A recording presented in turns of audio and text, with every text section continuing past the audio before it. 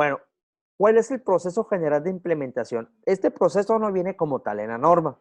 Este proceso nosotros lo utilizamos en las empresas que apoyamos y en las empresas que nos tocó implementar la norma 035. Es la recomendación que en lo personal les hago para poder aplicar esta norma en sus centros de trabajo. Y vamos, son por etapas, y la primera etapa, que creo que es de las más importantes, es la preparación. En esta etapa yo les recomiendo, muchachos, que definan un comité para la implementación de la norma.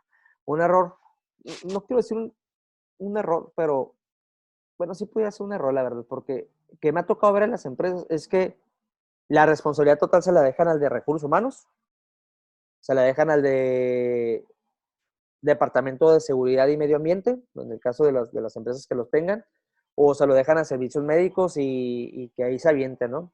La verdad es que es una norma que sí requiere bastante esfuerzo, sí es una norma que requiere bastante trabajo.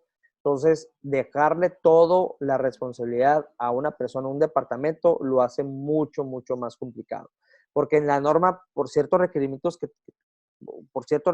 sí necesitas el apoyo de muchos o de otros departamentos.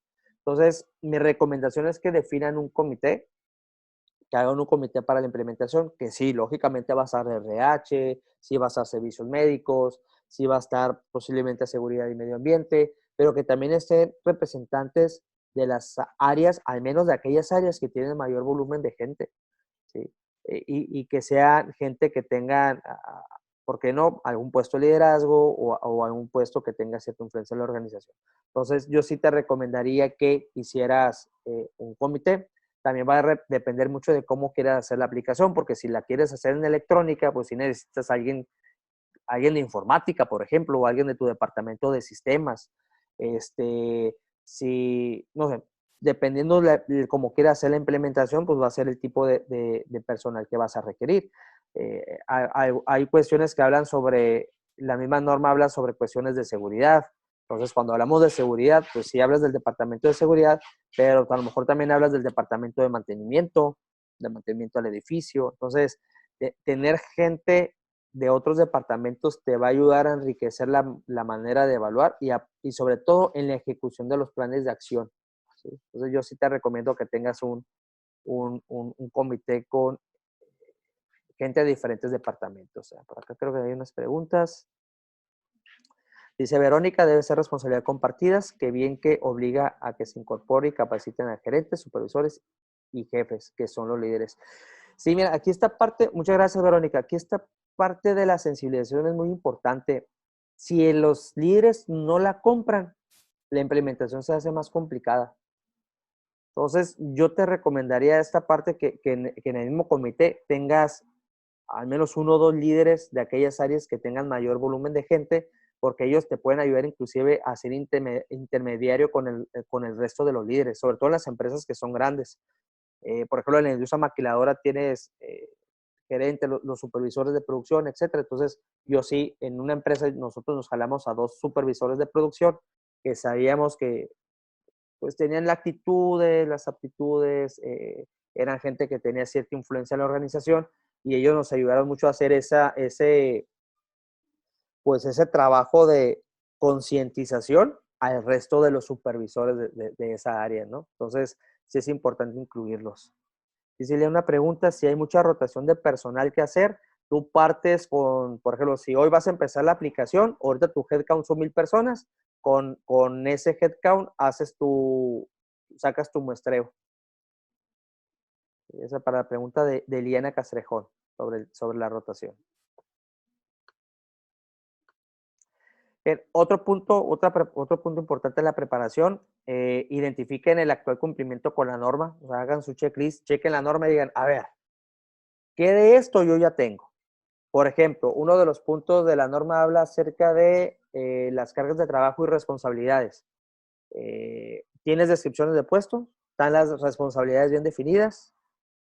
Vamos a suponer, sí tengo mis descripciones de puestos. Bueno, estas descripciones hay que actualizarlas, la conoce la gente. Entonces, ahí tú vas definiendo qué de lo que tienes sí cumple o qué faltaría reforzar para cumplir por completo con esos puntos, ¿no? Otro muy importante, y me lo brinqué, conocer la norma. No sé si ya habían leído ustedes la NOM 035, bueno, los que ya la están implementando seguramente sí, pero es bien importante que el comité o el equipo implementador estén, pero como dicen acá, ¿no? De este lado, de aquí del norte, bien filosos para la norma, o sea, que la conozcan perfectamente. O sea, y si se les puede olvidar algo, porque también complicado para algunos de nosotros saber de pe a pa, saber dónde encontrar esa información. O sea, sí es importante que manejes perfectamente la norma. ¿Sí? Otro punto, yo les recomiendo también, así como entraron a este webinar, sigan entrando a webinars, sigan entrando a cursos conmigo, con otras personas, con quien quieran. De repente, yo he tomado varios webinars también de este tema porque de repente la perspectiva que tienen de esta norma en otra región es muy diferente a la tuya porque viven otras realidades, eso te empieza a dar otros contextos y eso también te empieza a dar diversidad, ¿no? Entonces, sí es importante que se sigan capacitando.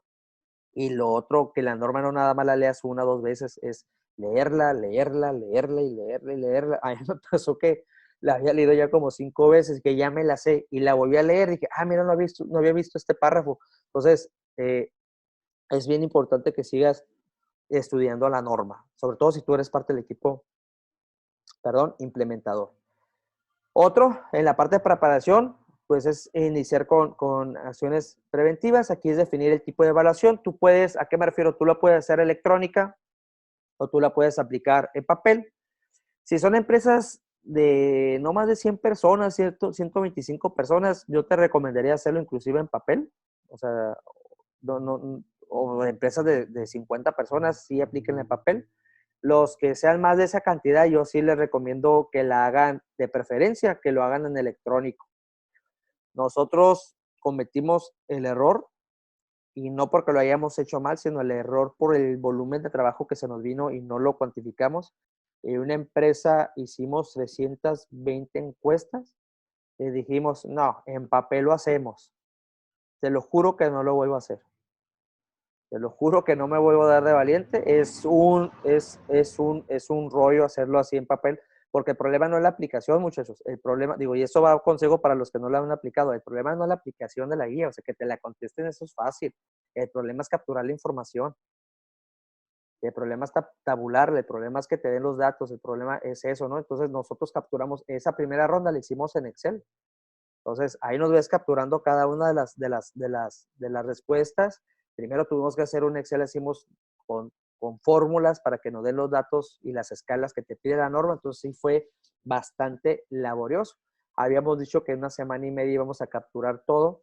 Tuvimos que hacer 2, 3 rondas de verificación, porque donde te equivoques con la captura de un grupo, ya te puede cambiar un poquito el panorama, ¿no? Entonces, sí es bastante laborioso. Yo sí te recomiendo que si tu empresa tu muestra es de 100 personas, 120 personas o más, mejor busques el software.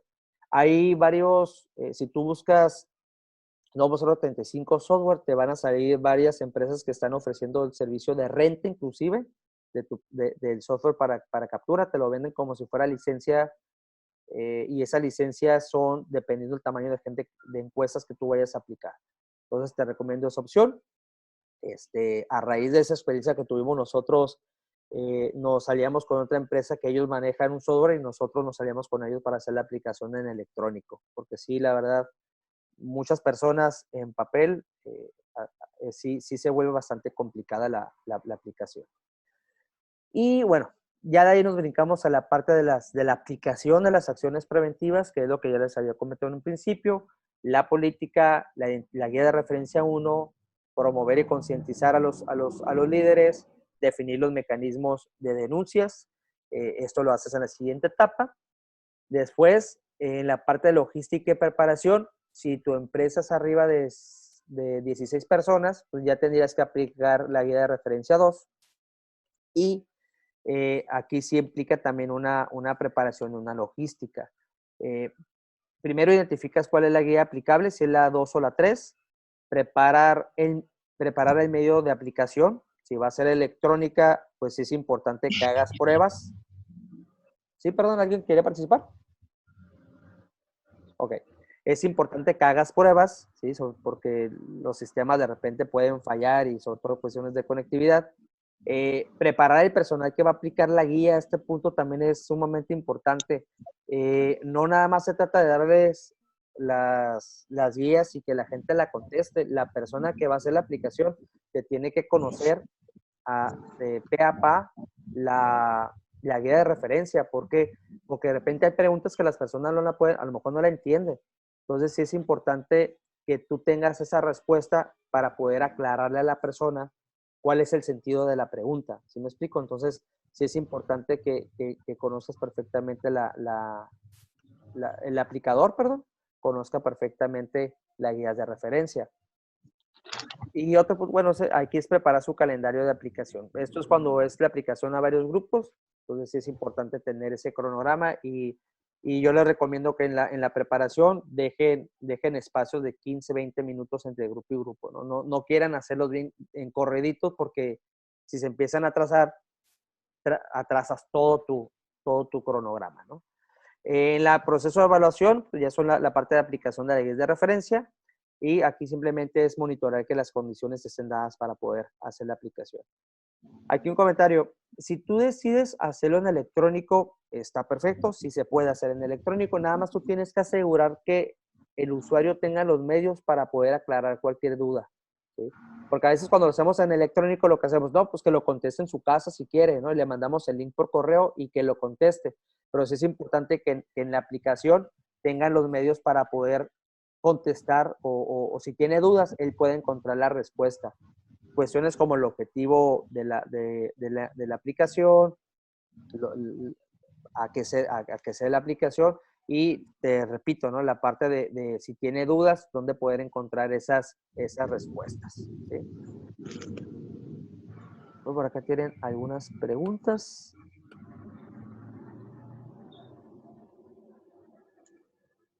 Eh, Dice Alex, dirigidos a gerentes y subgerentes mínimo, pienso es lo correcto. Mira, Alex, aquí nada la cuestión, si te refieres a la parte de concientización, tiene que ser supervisores, gerentes y directores, ¿sí?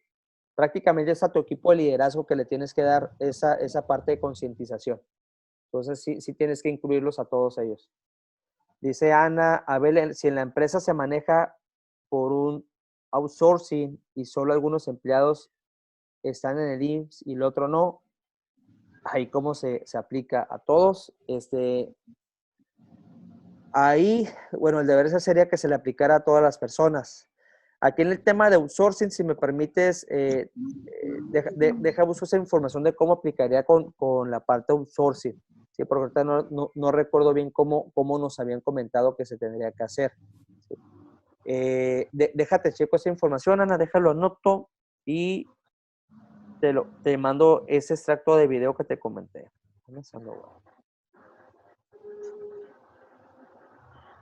Bien, perfecto, vamos a continuar. ¿Alguien tiene alguna otra duda, muchachos? Perfecto. Eh, Viene la parte de análisis. Por ahí se escucha una patrulla. Este, la parte de análisis, muchachos. Bueno, aquí ya significa, ya que tienes todas las evaluaciones, tú ya tienes que sentarte tú con tu comité y tienen que empezar a tabular la información y empezar a identificar tendencias. Empezar a identificar quiénes son, bueno, cuál es el nivel de riesgo psicosocial en tu organización, cuáles son las áreas que tienen mayor nivel de riesgo psicosocial y cuáles son las personas que tienen mayor nivel de riesgo psicosocial, ¿no? Cuando empezamos a aplicar acciones, desde que el nivel de riesgo psicosocial es medio, desde ahí para arriba, toda la gente que salió con un nivel psicosocial medio, alto y muy alto, con ellos ya debemos de hacer planes de acciones, ¿sí? Ya en la parte de plan de acción, pues tienes que establecer acciones acorde al nivel de impacto, incorporar esas acciones, las acciones que tú vayas a implementar, incorporarlas a lo que son tus procedimientos actuales. Esa parte sí se la recomiendo mucho porque de repente hacemos acciones, pero luego no la documentamos. ¿A qué me refiero? Una empresa me dice, ¿sabes qué? No, nosotros tenemos programas de reconocimiento. ¿Y cuáles son tus políticas? No, es que la gente ya se la sabe. No, es que ocupamos tener procedimientos de ese tipo de prácticas, ¿sí me explico? O si vas a, o si uno de tus puntos, y eso lo comenté ahorita, lo que le comenté, si mal no recuerdo, creo que a Nadia, la parte de la guía de referencia uno. O sea, si ya tienes esa herramienta, métela a tus procedimientos de evaluación de investigación de accidentes. O sea, que tu implementación no nada más quede en la implementación de una vez, sino se vuelva parte de tu sistema de trabajo. Y la manera de hacerlo es documentando esos procesos, ¿sí? En empresas, algunas medianas y grandes, esto es mucho más común documentar procesos. Creo que donde está el reto son las empresas chicas y algunas empresas medianas que no están acostumbrados a documentar sus procesos, ¿no? Entonces, sí es importante que lo hagamos para tener también la evidencia y mostrar los procedimientos en algún momento de inspección. Ya que en este punto te recomiendo actualizar tu política. Al principio les había comentado que si no tenía absolutamente nada, tomaran como base la política que viene en la norma, hicieran sus adecuaciones, pero una vez que ya tienen los resultados y tu plan de acción, sí es importante que vuelvas a visitar tu política y si necesitas hacerle cambios o hacerle modificaciones, que lo hagas. Otro punto importante en los planes de acción, tienen que tener fechas de implementación y responsables, ¿sí? Y esos son puntos que vienen a la norma. Deben de tener esas características. Y al final, la parte de ejecución y el seguimiento, tienes que establecer tú junto con tu equipo de implementación, tienes que establecer los periodos de seguimiento. Yo les recomiendo que como para poder evidenciar esto, hagan minutos de cada reunión que tengan donde les estén dando seguimiento a esta actividad, ¿sí?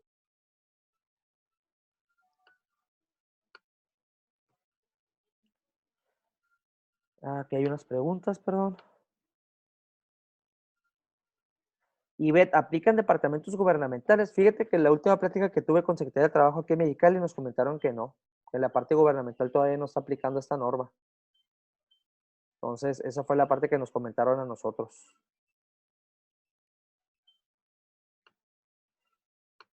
Continuamos. Algunas de las definiciones importantes, y miren, aquí la parte de definiciones no voy a ahondar mucho porque esto va a estar en su presentación, yo se lo voy a mandar y son términos que seguramente ya conocemos. La parte que sí quiero ahondar son en estos. ¿Cuáles son los factores de riesgo psicosociales que analiza o pide que analice la norma? Son estos 8. Uno son las condiciones peligrosas e inseguras en el área de trabajo, que tiene que ver con la parte de seguridad. 2, las cargas de trabajo cuando estas exceden la capacidad del trabajador. Número 3, las jornadas de trabajo que no sean superiores a la ley federal, a lo que establece la Ley Federal del Trabajo.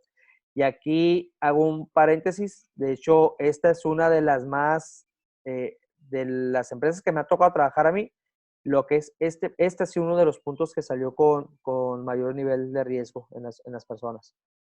Tenemos esa cultura del, tienes horario de entrada, pero no tienes horario de salida. Entonces, esa parte sí tenemos, es parte de la cultura laboral que creo que tenemos que cambiar en México, sobre todo cuando te dicen, es que eres empleado de confianza. Ya eso de empleado de confianza, ya es que te van a dar un celular y que tienes que estar disponible a todas horas. Y no hay tiempo extra para nosotros. Es una cuestión ahí cultural medio interesante, al menos aquí en este lado del país, pero por las reacciones que veo de algunos creo que es general.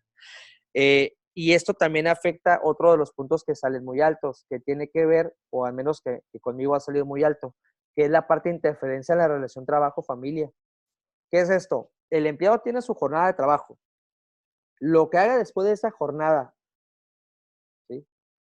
Por ejemplo, pero sigue haciendo actividades de trabajo, nosotros ya estamos interfiriendo en su vida personal, en su vida familiar. Entonces, esto se relaciona mucho con la parte de jornadas de trabajo superiores. Entonces, de repente, el empleado tiene su jornada de 9 horas, pero mete 12 horas diarias, mete 14 horas diarias. Entonces, o un poquito más, un poquito menos. Entonces, ahí le estamos quitando de su tiempo personal para que se lo dedique al trabajo.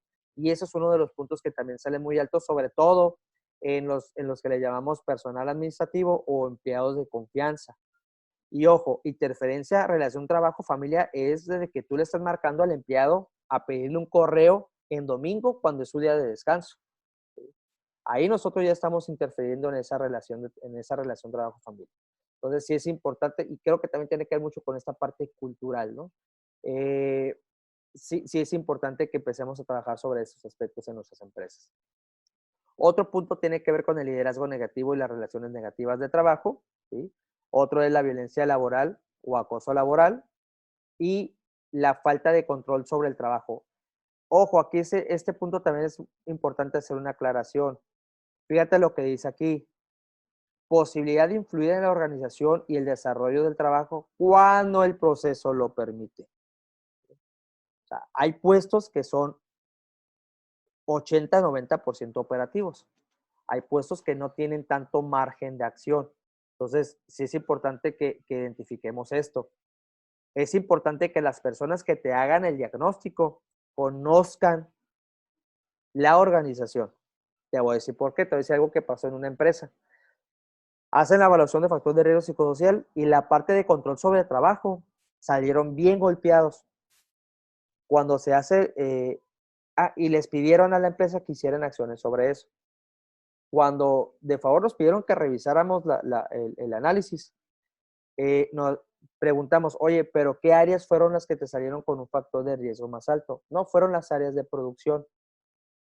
Entonces, cuando checamos este punto de control sobre el trabajo, que es la posibilidad de influir en la organización y en el desarrollo de su trabajo, pero sale muy alta en el operador, pues entendemos que el trabajo del operador, válgame la redundancia, es operativo. O sea, el operador tiene que seguir una instrucción de trabajo, el operador tiene que seguir documentos controlados, dirección, ¿sí? Entonces, el margen de maniobra del operador o del personal muy operativo es distinto, o sea, es muy corto ese margen de maniobra. Claro, tienes cierta flexibilidad, pero el operador no puede decir cómo va a ser el producto, no le puede cambiar el color si quiere, no puede hacer otra operación.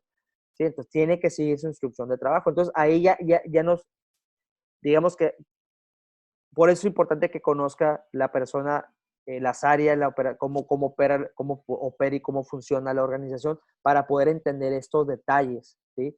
Donde yo creo que se aplicaría este punto y en esta empresa identificamos eso.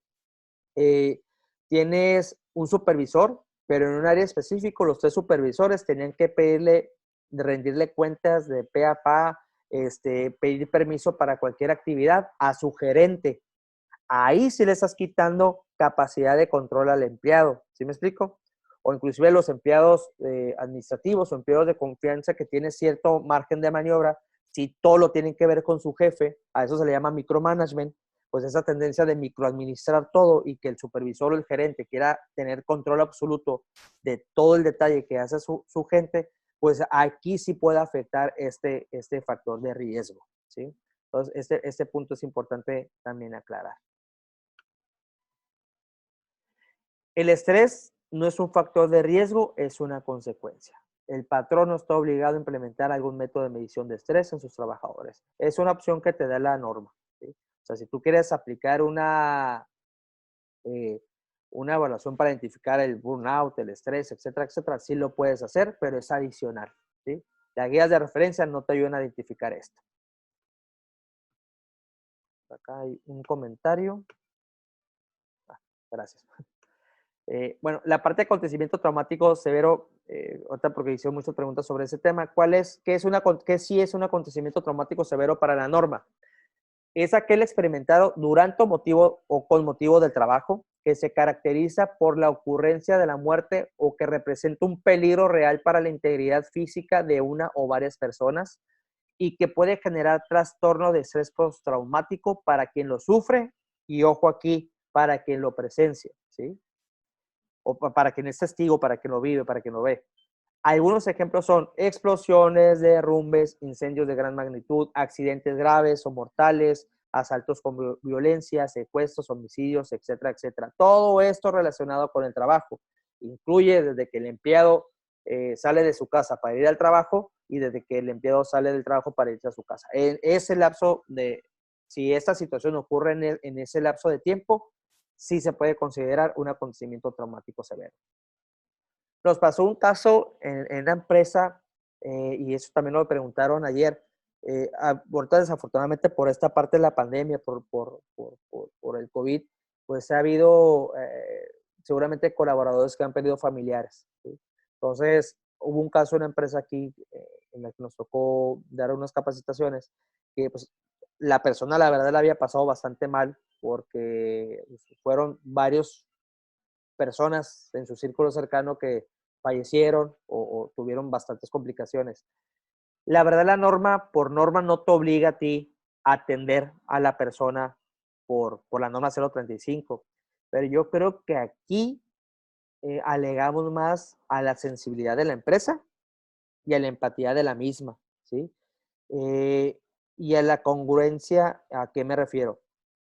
Sí estaría muy, no creo que sería un buen mensaje, y eso es opinión personal, ¿sí? Que nosotros estamos hablando de factores de riesgo psicosociales, de que vamos a hacer un plan de implementación, que queremos mejorar las condiciones de trabajo y que cuando hay una persona con esas condiciones, la empresa no tenga la empatía para ayudarlo, ¿sí? Es cierto que no están obligados, es cierto que no nos obliga la norma a tener ese tipo de situaciones, pero creo que el apoyar da un mensaje muy fuerte a la organización para generar cambios positivos. Al menos esa es la opinión personal. Eh, Respetando los comentarios que puedan tener ustedes. Pero sí, sí, aunque no estamos obligados, sí alegamos a la empatía de la empresa. Creo que alguien está silenciado. Bueno, otro de los puntos es, de las definiciones importantes, tiene que ver con el entorno laboral favorable. ¿Qué es el entorno laboral favorable? Es aquel que te promueve el sentido de pertenencia de los trabajadores, ¿sí? La formación para la realización adecuada de las tareas encomendadas. Aquí tiene que ver con la parte de capacitación. Tú aquí te tendrás que preguntar, oye, ¿qué tengo? ¿Cuál es mi proceso de capacitación para el personal? Tengo mi proceso de inducción establecido, tengo mi proceso de onboarding, la gente sabe qué le toca hacer, etcétera, etcétera, ¿no? La definición precisa de responsabilidades para los trabajadores en el centro de trabajo. Una manera muy práctica de tener estas definiciones de responsabilidades claras son sus descripciones de puesto. Entonces, yo no sé si tu empresa tenga descripciones de puesto o no. Si no las tienes, esa sería una buena oportunidad, perdón, para poder implementar las descripciones de puesto. Otro es la participación proactiva y la comunicación entre los trabajadores. Alex creo que fue el que comentaba que si nada más teníamos que crear canales de comunicación para quejas, no, también para sugerencias, también para que el empleado tenga la oportunidad de dar alguna opinión, para que tenga la oportunidad de dar alguna sugerencia de cómo mejorar las áreas de trabajo. También es importante crear este tipo de canales. Otro es la distribución adecuada de cargas de trabajo. Aquí algo que nos ha pasado mucho, al menos en las empresas que hemos estado, es que existe esta idea de que a mi mejor empleado, o sea, en las empresas tenemos muy buenos empleados, tenemos empleados que cumplen y tenemos pues empleados no tan buenos o no tan hábiles. Pero normalmente lo que hacemos, no sé por qué, o las empresas que me ha tocado estar es, en lugar de capacitar al empleado que menos rinde, hacemos es, ¿sabes qué? No se lo dejes a él esto, mejor déselo a tu gallo más fuerte, ¿no? ¿Y qué sucede? Todas las tareas importantes se las empezamos a dejar a tu mejor empleado y sin darnos cuenta ya le hiciste una jornada de 12 horas de lunes a viernes, ¿sí? Entonces terminamos, perdón por el tecnicismo, pero terminamos tronando al trabajador, ¿sí? Es que eres muy bueno, por eso te tengo confianza y por eso te estoy dando más trabajo, ¿no? Pero y luego empieza la frustración porque le estás dando más trabajo, pero no le estás dando más salario, ¿no? Y aquí va varios que nomás hacen así como que sí es cierto. Entonces, entonces, creo que varios pasamos por esa situación de repente, ¿no? Entonces, sí es importante que tengamos cuidado con esta parte de las cargas de trabajo. Fíjate, en un estudio que hicimos en Garrett, una empresa que en Mexicali fue, eh, agarramos un listado entrevistamos a diferentes trabajadores de la misma área, hicimos un listado de todas sus actividades, qué tiempo les determinaban a cada actividad, cuánto duraba cada actividad, cuántas veces repetían esa misma actividad y le dábamos un tiempo. Entonces, nos tocó casos de personas que tenían, su jornada laboral era de 45 horas Y pues por actividades y por tiempo que le destinaban, eran más de 60, 70 horas las que tenían que trabajar. Entonces, oye, ¿y tú cómo compensas esto? No, pues vengo el sábado y si se requiere el domingo aquí estoy. Entonces, y nos dimos cuenta que había gente que le sobraba tiempo. Entonces, y lo miraba bien relajado. No, pues está bien. ¿Y cómo ves el trabajo? No, pues está bien a gusto. Yo no sé por qué se estresan. Pues sí, viejo, pues tú no estás haciendo todo lo que te toca. Pero no es culpa de él. Es cómo estamos distribuyendo las cargas de trabajo. ¿Sí me explico? Entonces, esa fue una manera numérica, sobre todo cuando hablas con gerentes o supervisores que son ingenieros, que vienen de ciencias exactas y le hablas tú de este rollo desde la parte de la psicología, del administrador de recursos humanos o del comunicólogo, y que no, es que la gente, el estrés y no sé qué, al ingeniero le tienes que hablar con datos, pues entonces nosotros hicimos este análisis para decirle, mira, tu distribución de cargas es esto, ¿sí? Está desbalanceada las cargas de trabajo, necesitas hacer un balanceo de cargas de trabajo, ¿sí? Entonces, esa parte nos sirvió bastante a nosotros para compensar esta situación en esta empresa, ¿no? Y otro de los puntos que menciona la norma sobre la parte de entorno laboral favorable tiene que ver con la evaluación y el reconocimiento del desempeño. Aquí te tienes que preguntar, ¿cómo evalúas el desempeño de tu empresa? De tu empresa, no, perdón, de los trabajadores de tu empresa. ¿Tienes procesos formales? ¿Es a la impresión del supervisor? Es, para mí una evaluación de desempeño tiene que ir por datos numéricos. O sea, tú tienes que evaluar el desempeño en base a datos del trabajador, ¿no? Si es un vendedor, pues cuántas ventas hace, cuántos prospectos genera, cuántos ingresos genera, no sé, etcétera, etcétera, ¿no? Dependiendo tu giro comercial y la posición de la persona. Y lo otro muy importante es la parte de reconocimiento, ¿sí? ¿Tienes programas de reconocimiento? Y aquí yo creo que hay otro problema cultural que sucede aquí en el país, salvo su mejor opinión, y es que confundimos reconocimiento con recompensa. Recompensa es aquello que tú le das a la persona. Ah, es que ya le di su bono de puntualidad. Lo estoy reconociendo. No, lo está recompensando. ¿Qué es reconocimiento? Y te voy a decir algo que implementamos en Honeywell Aerospace. Yo trabajé en esta empresa y teníamos esa idea. La gente, teníamos un bono por asistencia perfecta. Siempre se lo ganaba la misma gente. Y lo único que hacíamos era depositarles. Entonces, ¿qué fue lo que hicimos? Cambiamos el esquema. Hicimos un evento mensual para aquellas personas que en los últimos 6 meses tenían asistencia perfecta. Hicimos un evento, seguía el mismo bono de 400 pesos, seguía nada más que le incluimos el eventito, le hicimos su diploma, le hicimos un ambigú, que eran sandwichitos, cuernitos, etcétera, etcétera. Y algo que hizo la gran diferencia, creo yo, fue que era su jefe el que le entregaba el diploma. El primer evento, si mal no recuerdo, estoy hablando del 2010, oye, hace tanto, 2011 más o menos, era eh, 20 personas, 25 personas, pero ¿qué hicimos? Les tomábamos fotos a ellos y creamos una pared de los mejores empleados, toda la gente pasaba y la gente se tomaba fotos, y el último evento en 2013 que me tocó, fue en 2012 cuando empezamos, el último evento que me tocó en 2013 estar ahí, antes de cambiarme de trabajo, porque me moví a otra empresa, recibimos 120 empleados de un segundo turno, ¿sí? Que era así como que récord para nosotros, ¿no? Entonces, empezábamos con una salita y ya los eventos los terminábamos haciendo en el comedor, porque ya no cabía, ya no nos ajustaba la salita. Entonces, vayan viendo ustedes qué tipo de programa de reconocimientos tienen y si en verdad son reconocimientos, son recompensas. O sea, la gente agradece mucho más que la palmadita, el sentirse apreciado. El programa de reconocimiento tiene que ayudarnos a que la gente se sienta valorada por la empresa. Si no, no funciona, ¿sí? Entonces, esos son los puntos que tienen que ver con la parte del entorno laboral favorable, ¿sí?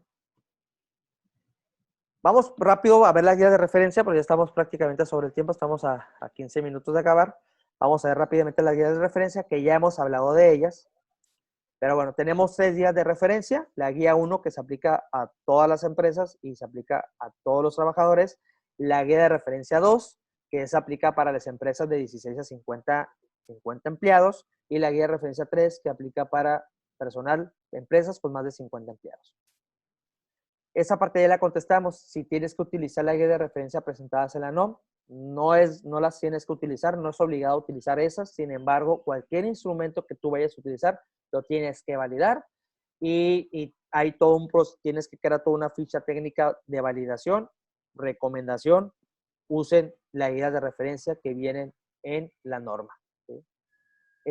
La guía de referencia 1 prácticamente lo que busca es identificar a los trabajadores sujetos a acontecimientos traumáticos severos en relación al trabajo, que esa parte ya lo vimos, y es importante que tomen en cuenta aquellos que a lo mejor no sufrieron el accidente, pero fueron testigos del accidente. ¿Sí? Esa parte es importante.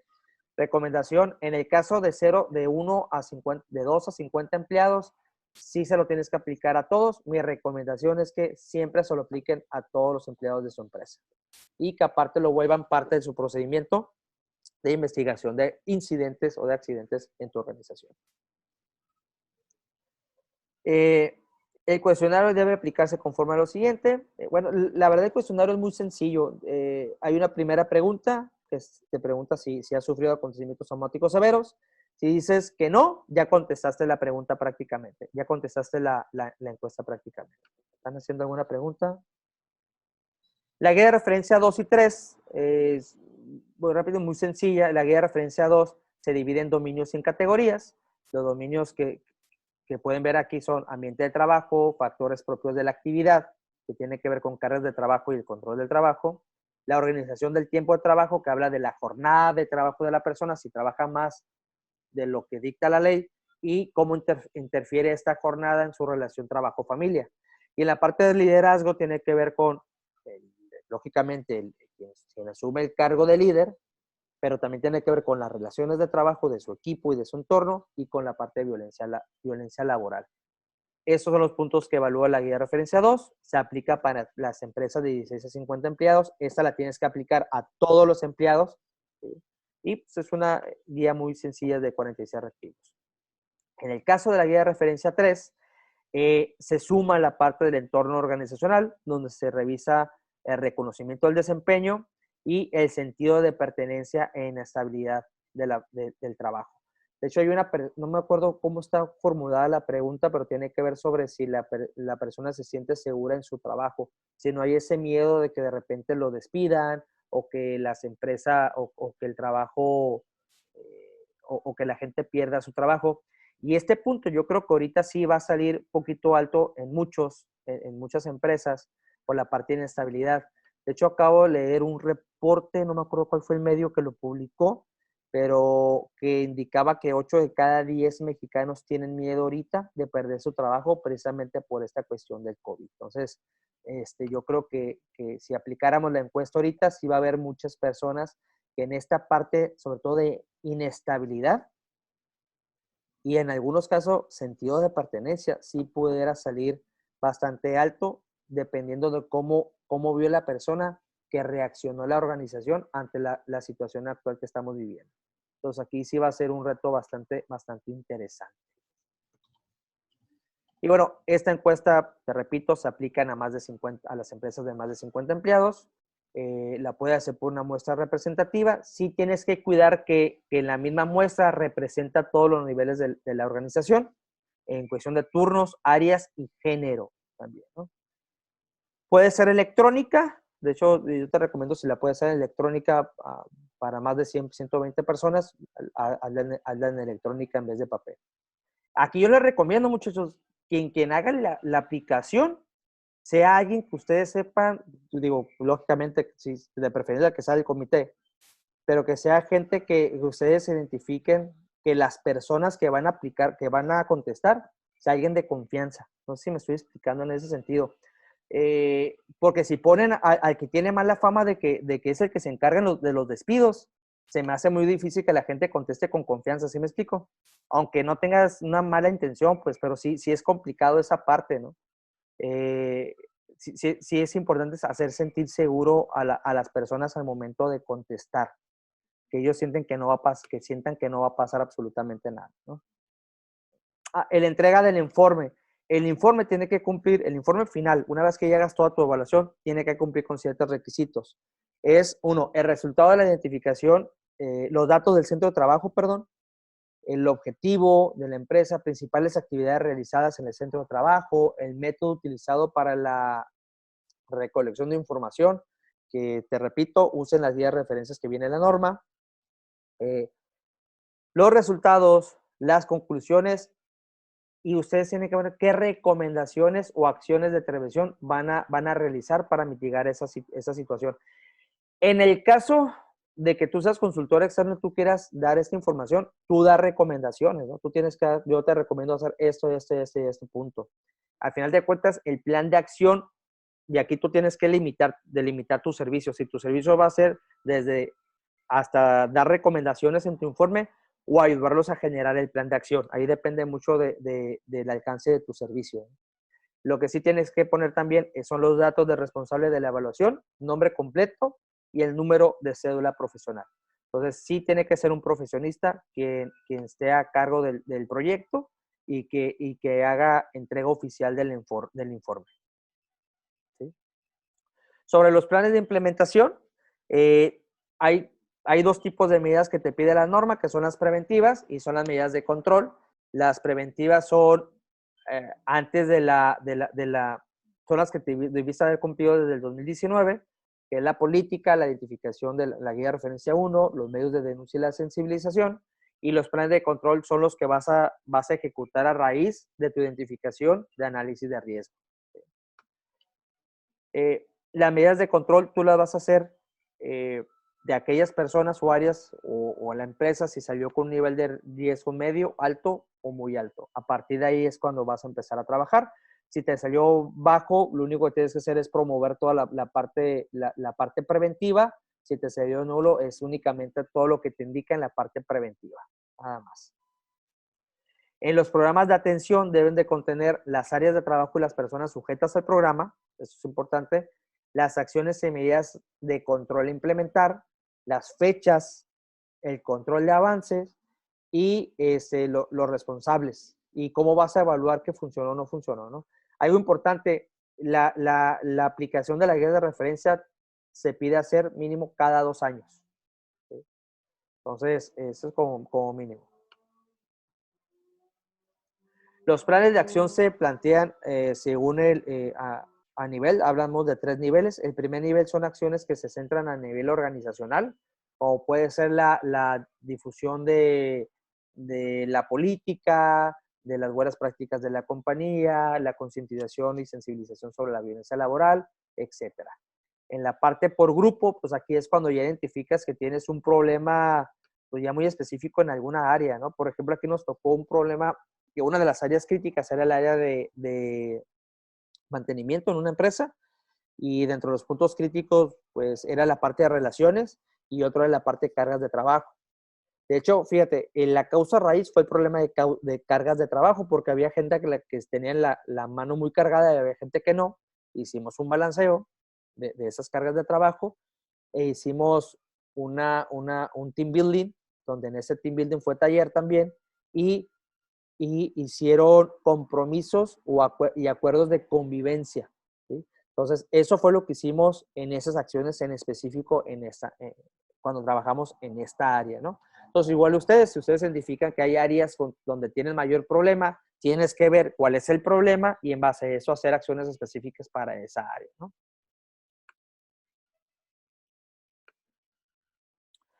Y a nivel persona, pues que son los de tercer nivel, aquí es cuando tú ya identificas que hay personas con nivel de factor de riesgo alto, que sufrieron acontecimientos traumáticos severos, y bien, ya necesitas mandarlos a una evaluación médica para que la evaluación médica determine si necesita atención psicológica o psiquiátrica según corresponda.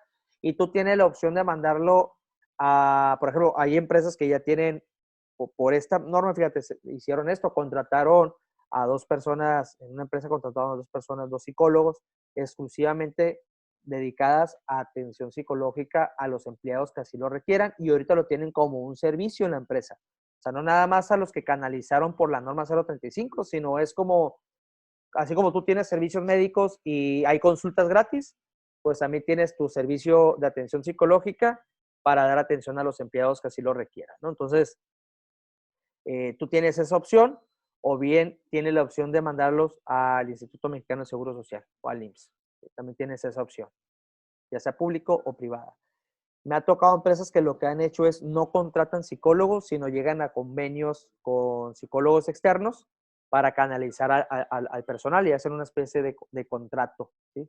Para mandar a su personal y para tener informes sobre avances de las personas, ¿no? Entonces son como que las opciones que pudiéramos manejar. Sí es cierto que hay sanciones, ¿sí?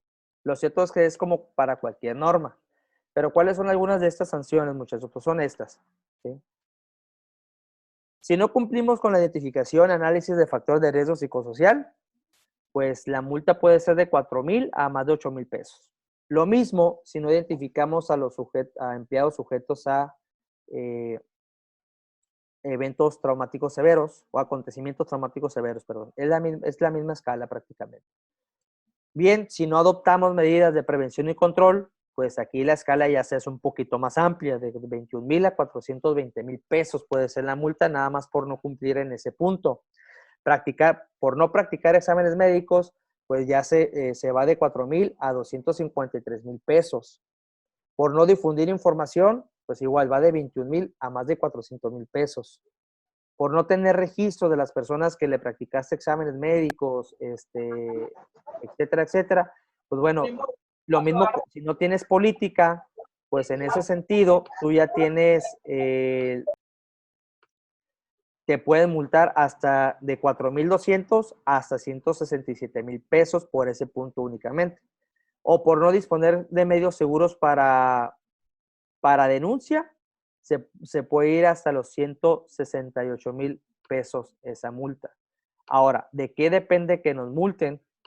Pues bueno, hay varios criterios que se tienen que tome en cuenta la Secretaría.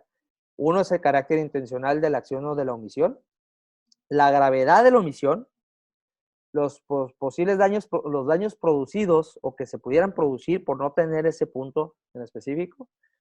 Depende de la capacidad económica del infractor y la reincidencia del infractor, ¿sí? Ojo aquí, este tipo de multas se aplican por norma. Si tienes varias normas que no estés cumpliendo, pues por cada una te van a multar. Y depende mucho también de los trabajadores que se vean afectados por la omisión o falta de cumplimiento a la norma. Entonces, estos muchachos las multas. No sé cómo la vean, muchachos, ¿están altas, no están altas? Bueno, aquí sobre el tamaño de la empresa, digo, sí toman en cuenta la capacidad económica de la empresa, ¿eh? Excelente informe, mucho que aplicar. Mira, quiero dejarte tranquilo, no te quiero dejar con la sensación de que nos van a cerrar la empresa en cuanto llegue el inspector, porque no es a rajatabla tampoco, ¿sí? Bueno, hay dos cosas que quiero hablar. Uno, primero explicarte el proceso de lo que es la inspección, y te lo comento como alguien que ya pasó por este proceso, no por la norma 035, sino a mí me inspeccionaban todo lo que era la parte de capacitación, que también las multas pues tienen su chiste también. Y lo primero que hace el inspector es hay una notificación de orden que te van a hacer la inspección, llega con esta orden inspector, va y te revisa todo el proceso que indica la norma que te esté revisando, y una vez que ya termina toda su revisión, si cumples con la norma sin ningún problema, se hace un levantamiento de acta de cumplimiento y pues simplemente ya te libera de cualquier cuestión, ¿no? Vamos a suponer que no cumples con todo, que tienes algún pendiente, no te van a multar inmediatamente. O sea, hay todavía otro proceso que se llama emplazamiento, si mal no, emplazamiento técnico, no recuerdo si se llama, y ese emplazamiento técnico puede ser de 30 a 60 días. Es un periodo de tiempo que te hace que te dé el trabajo para que puedas trabajar la parte que aún te falta. Aquí sí tienen que tener mucho cuidado. Si no tienes absolutamente nada, pues no te van a alcanzar ni 30, ni 60, ni 60 días del emplazamiento, ¿no? Y yo creo que ahí sí va a depender mucho del inspector, pero en el proceso, si te falta algo, pues te dan todavía este emplazamiento técnico. Ya una vez que pasa el emplazamiento, hay una orden de visita de confirmación. Si tú ya entregas la evidencia que te falta, pues se hace un levantamiento de acta y ya quedas libre de cualquier problema. Si no, se hace inicia un procedimiento administrativo sancionador y se da un emplazamiento para tú manifestar que, pues que no, que sí tienes los elementos para cumplir con lo de la norma, te dan hasta 15 días. Todavía hay un proceso para que Secretaría del Trabajo admite tus pruebas, se hace un acuerdo de cierre y se da una resolución definitiva donde ya dice la Secretaría si aplica la multa y cuál es el monto de la multa. Aún así, vamos a suponer que te van a multar, aún así cuando te llega esa resolución, si la resolución definitiva no fue favorable para tu empresa, todavía tú tienes instancias para poder alegar la multa, ¿sí? Entonces, en la parte que te quiero dejar tranquilos en esto, no es a rajatabla la multa, ¿sí? No es de buenas a primeras, ¿sí? No es no cumpliste y ahorita te voy a multar. Entonces, sí hay todo un proceso. Eh, Sin embargo, sí tienes que mostrar también ante el inspector la voluntad de que lo vas a hacer, ¿sí me explico? O sea, si llegan a tu empresa y no tienes absolutamente nada y te dan un emplazamiento, tienes la suerte que te dan un emplazamiento y llegan sin nada y llegan y no has hecho nada, pues, pues va a ser muy difícil que pueda salir una resolución a favor. En mi caso, yo lo que recomiendo, y desconozco cómo sean los inspectores en sus ciudades, pero trato yo de asesorarme sobre todo cuando está en la maquila, yo trato de asesorarme con Secretaría del Trabajo. Yo les recomiendo que vayan a Secretaría del Trabajo si tienen dudas. Te digo, desconozco cómo sea los inspectores en sus ciudades. Aquí me ha tocado la suerte de que hemos podido colaborar bastante bien con Secretaría del Trabajo, siendo yo empleado de la empresa y yendo como representante de la empresa, donde me asesoraban, me ayudaban, etcétera, etcétera, etcétera. Entonces, esta buena relación, nunca tuve multas y no me refiero que porque éramos amigos, sino porque siempre cuidamos cumplir con la parte de la norma, pero sí les recomiendo que tengan ese acercamiento y que sí se les da voluntad de que quieren hacer quieren hacer e implementar la norma, ¿sí? Entonces, en medida de lo posible de que ustedes vayan más avanzado, pues mayor posibilidad van a tener de que todo sea favorable, ¿sí? Pero sí, sí, sí, sí te quiero dejar tranquilo en eso. No es de buenas a primera que te multaría la Secretaría del Trabajo. Bueno, señores, si no hay más comentarios, pues bonito domingo y Muchas gracias. a ti, Berito. Muchas gracias, Vero. Y pues ahí seguimos en contacto en redes sociales. Si alguien tiene más preguntas después, me manda un mensajito en lo privado también.